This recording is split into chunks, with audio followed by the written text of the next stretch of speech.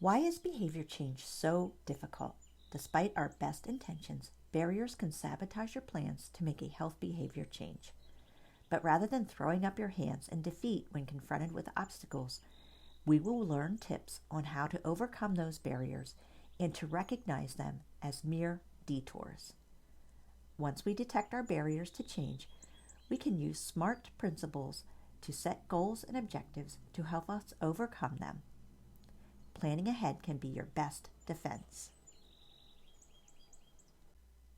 Before we begin, I want to credit behavioral scientist Katie Milkman, who draws on her own research as well as that of other scientists to give us the latest on overcoming barriers to change in her book, How to Change: The Science of Getting from Where You Are to Where You Want to Be. As a behavioral scientist, Dr. Milkman is a researcher and professor at the University of Pennsylvania. She has worked with dozens of organizations to encourage positive change, co-founded the Behavior Change for Good initiative at Penn, and hosts the podcast Choiceology. While her book is jam-packed with strategies, I will do my best to extract the key points to support you in your behavior change attempt. I highly recommend her book if you are struggling to make a change and if your future aspirations involve helping others to change. Following are common barriers to change and some strategies or solutions that may help you to overcome them. As we go through the strategies, I will refer to the Behavior Change Toolbox. This is a resource available on the course website to provide you with tools as you are attempting your behavior change. These tools are not required, but may be helpful as you journey through your behavior change for this course and beyond. Buckle up and get ready to embrace any strategies that you think may be beneficial to you. As we learned, lack of core values can get in the way to making successful behavior change. However, fine-tuning your life purpose can lead to greater self-control in managing behavior change and give you a reason to change. The Greater Good Science Center at the University of California, Berkeley, provides strategies to help you find your purpose. Recognize your strengths and talents, then consider how you can apply them towards something that is important to you. If you are coming up blank, it may be helpful to ask a few people who know you well to give you feedback. You can ask, what do you think I am particularly good at? What do you think I really enjoy? And how do you think I will leave my mark on the world? You can also take an online survey such as the VIA Character Strengths Survey. You can find the link in the Behavior Change Toolbox. Prioritize your values. Understanding what you value most can help you to focus on your purpose. We previously completed the values grid to help with this, but if you need further direction on prioritizing your values, you can find online tools in the Behavior Change Toolbox. Once you determine your core values, ask yourself, what do these values say about me as a person, and how might they relate to what you want to do with the rest of your life? Volunteering your time at a community organization that engages in something that you are passionate about can provide you with opportunities for you to feel as though you are doing good. Service to others can be invigorating and have a positive impact on your well-being.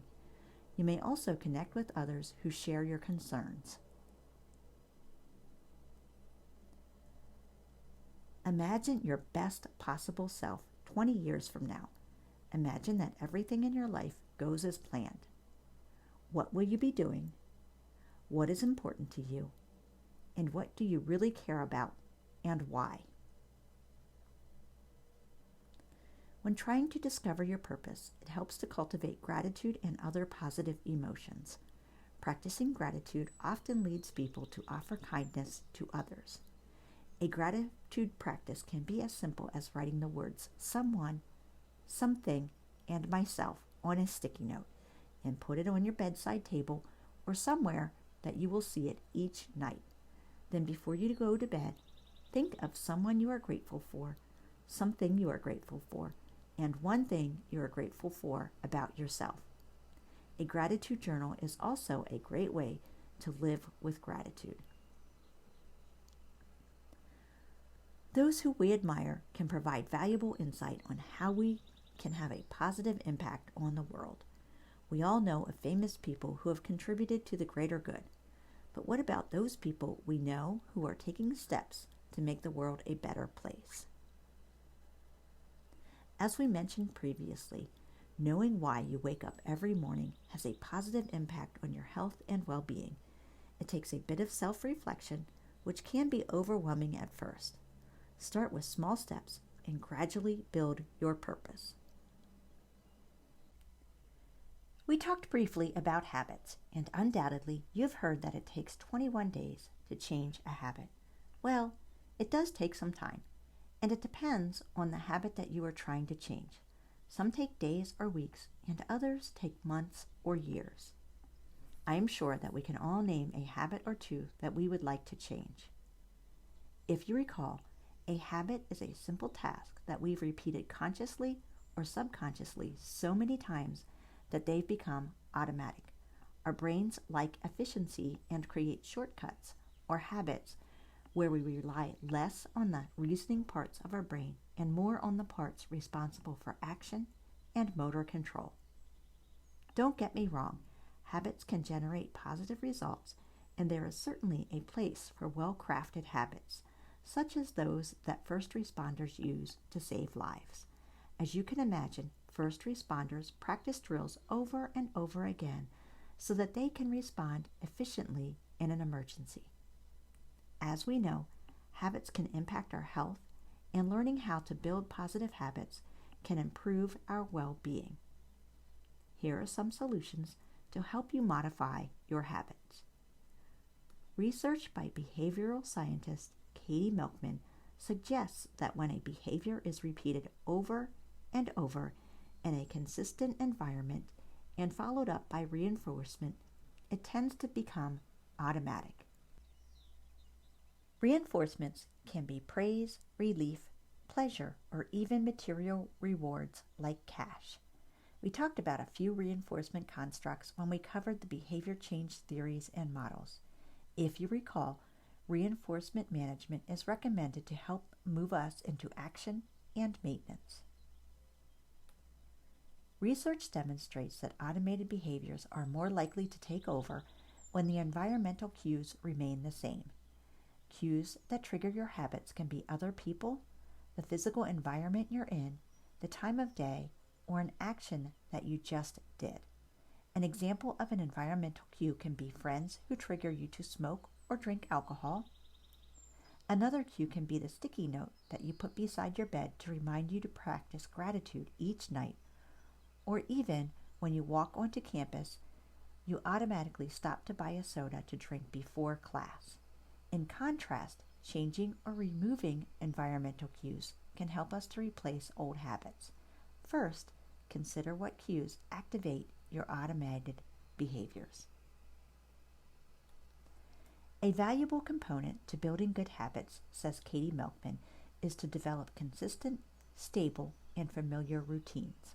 She goes on to say that further research confirms that forming stable routines is key to habit formation, but we also need to learn to roll with the punches so that we can be flexible when life throws us a curveball. So, consistency is important, but only practicing in the ideal environment can limit your success when you are having a stressful day. Find a way to repeat your behavior when life happens if you want your change to stick. For example, if you missed getting to the gym at your scheduled time, perhaps you can go out for a quick walk after dinner or pull up a yoga video on YouTube. I know we're just getting started and we have many barriers and solutions to go, but I don't want to overload you so that you cannot absorb the strategies that may work for you. Now's a good time to breathe, check your email, or grab a drink.